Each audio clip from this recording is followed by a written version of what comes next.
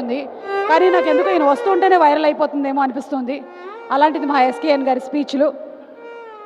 సుమక్క, నేను ఒకటి చెప్పనా? గీతాడ్ సినిమాలో ఒకటి ఉంటుంది, ఒకటి ఉండదు. గీతాడ్ సినిమాలో స్వాగ్ ఉంటుంది, ల్యాగ్ ఉండదు. ఏంటి ఫంక్షన్ దాని నుంచి ల్యాగ్ వస్తుంది అంటే అక్కడ వెయిట్ చేస్తున్నారు కదా వాళ్ళందరికీ ఎలా ఉంటుందంటే 6ంటికి ఒకసారి, 7ంటికి ఒకసారి, 9:15, 10ంటికి ఒకసారి లేపుతా ఉండాలి ఫంక్షన్ని. లేపాలా లేదా? థ్యాంక్ యూ తమ్ముడు, థ్యాంక్ యూ.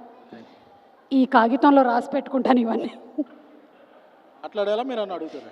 లేదు తమ్ముడు, మీరు మాట్లాడండి. సో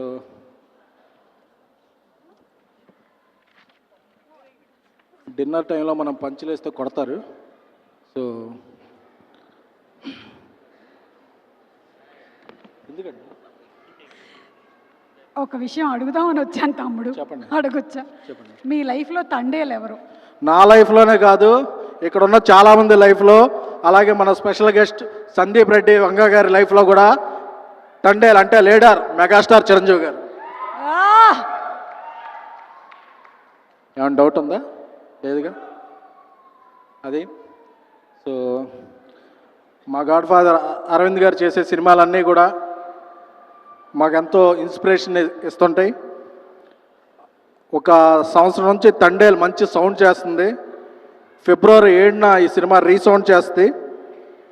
ఎందుకంటే చందుమొండేటి గారి డైరెక్షన్, ఆయన ఒక 10 ఏళ్ళ నుంచి ఒక మంచి స్నేహితుడు. ఆయన నెక్స్ట్ తీయబోయే లైన్స్ కూడా నాకు అన్నీ తెలుసు, ఈ సినిమాలో ఉన్న అణువణువు తెలుసు. So I'm very excited. అలాగే సాయి పల్లవి గారు వెనక్కి తిరిగి ఒక స్టెప్ వేస్తుంటేనే అది వైరల్ అయిపోద్ది. Madam, my huge fan of you.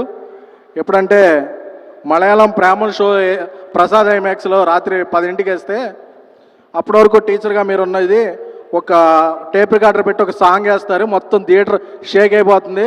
ఆ సినిమాకి సబ్ టైటిల్స్ కూడా లేవు, బట్ మీ ఎక్స్ప్రెషన్ అది చూస్తే మా ఇది. అలాగే మా దేవిశ్రీ ప్రసాద్ గారు ఈ రెండులో ఒక జాతర చేశారు, పాన్ ఇండియా షేక్ అయిపోయింది. పాన్ ఇండియా కాదు, పాన్ వరల్డ్ షేక్ అయిపోయింది. అలాగే 2025లో ఇప్పుడు జాతర చేయబోతున్నారు. సో మా స్నేహితుడు బన్నీవాస్ ఒక మంచి అభిరుచి గల నిర్మాతని నేను స్టేజ్ ఎక్కే ముందు చెప్పన్నాడు, చెప్పబోతే కిందకి వెళ్ళా కొడతాడు. కాబట్టి ఆ వాసు చాలా అభిరుచి ఉన్న నిర్మాత. సో వాసు తీసే సినిమా మంచి హిట్ అవ్వాలి.